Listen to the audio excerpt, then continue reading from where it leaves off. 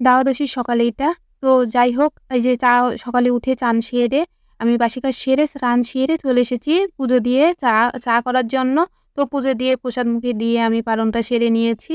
তো তারপরে এই যে চা করব, আজকে চাটা এই গ্যাসে চড়িয়েছি। ওই গ্যাসটা একটু বন্ধ হয়ে আছে, সেইজন্য আরকি।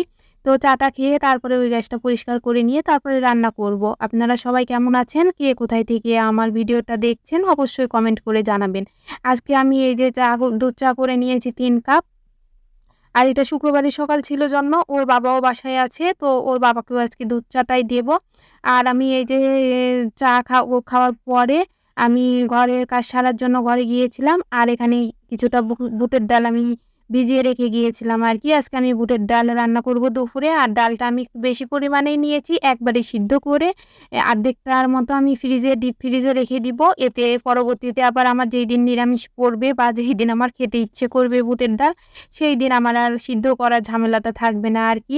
আপনারা সবাই চাইলে এইভাবে ডাল সিদ্ধ করে ডিপ ফ্রিজে রেখে দিতে পারেন। ১ সপ্তাহ ভালো থাকবে।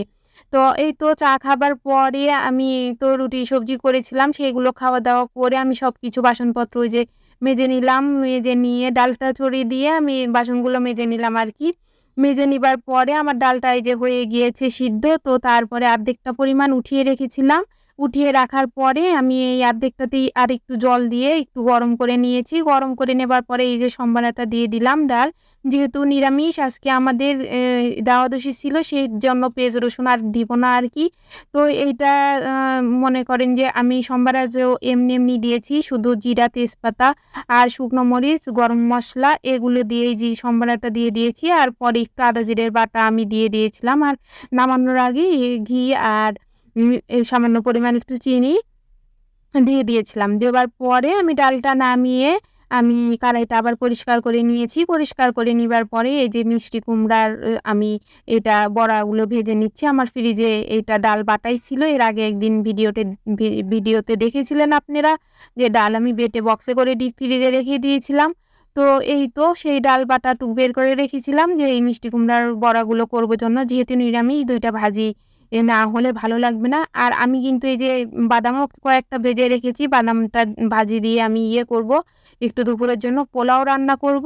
এইজন্য আরকি আমি বাদামও ভেজে নিয়েছি। আর সাথে এই যে পটল ভাজি, সকালে পটলের সবজি করেছিলাম রুটি দিয়ে খাবার জন্য, সেইটা একটু রয়ে গিয়েছে। ওইটা দুপুরে এই যে পোলাওয়ের সাথে খাবো। আর এই যে বুটের ডাল করে নিলাম। তো যাই হোক, ওর বাবা আজকে দুপুরে খাবে না, ছেলের বাবা। তার জন্য আমার আর ছেলের জন্য শুধু একটু অল্প পরিমাণে পোলাও করে নিব, যাতে দুপুরে আমি আর ছেলে খেলেই শেষ হয়ে যায়। এই কারণে আরকি এখানে ১ পোয়া চাল নিয়েছি আমি। তো এই যে চালগুলো আমি তেলে জিরা, তেজপাতা ওই পটল ভাজির তেলটাতেই আমি দিয়েছি।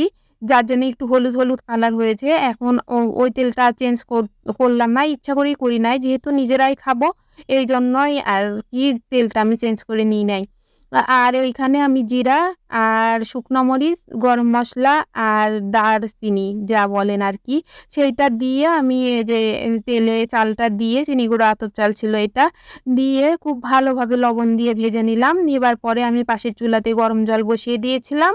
গরম জলটা দিয়ে বেশ ভালো করে অনেকক্ষণ ফুটিয়ে নিয়েছি। আর তারপরে আমি এই ভেজে রাখা বাদামগুলো আর এই যে ঘি দিয়ে ঢেকে দমে রেখে দিলাম। এই যে আমার রান্নাবান্না কমপ্লিট। এই যে শসাও কেটে নিয়েছি, লেবু নিয়েছি। তো এই ছিল আজকে এই দুপুরে খাওয়া-দাওয়া। এটা পরের দিনের সকালে আমার এই যে রাত্রে ভাত নামিয়েছিলাম গতকালকে। তো এইটা তো আর অনেকগুলো ভাত রয়ে গিয়েছে। তো ভাবলাম যে ফ্রিজে একটু মুরগির মাংসও রয়েছে। তো আমি ভাতটা ভাজি করি আর মাংসটা বের করে গরম করে নিই। তো তাহলে সবার সকালের নাস্তা এটা হয়ে যাবে। যার জন্য আরকি এইটাই করে নিলাম যে ভাতটা ভাজি করলাম। হ্যাঁ, আর সাথে ওই যে মুরগির মাংসটা গরম করলাম। আর সাথে একটু শসা ছিল, শসা কেটে নিয়েছি। শসাটা আমার আর ছেলের জন্যই শুধু কেটেছি। ওর বাবা শসা খাবে না এখন। এইজন্য ওর বাবার প্রচুর ঠান্ডা লেগেছে জন্য শসাটা ওর বাবাকে আর দিই নাই। আপনারা ভাবতে পারেন যে আমি শসাটা কেন দিলাম না। তো এই তো আমার সকালের খাবার রেডি। সবাই ভালো থাকবেন। Tata, bye, by.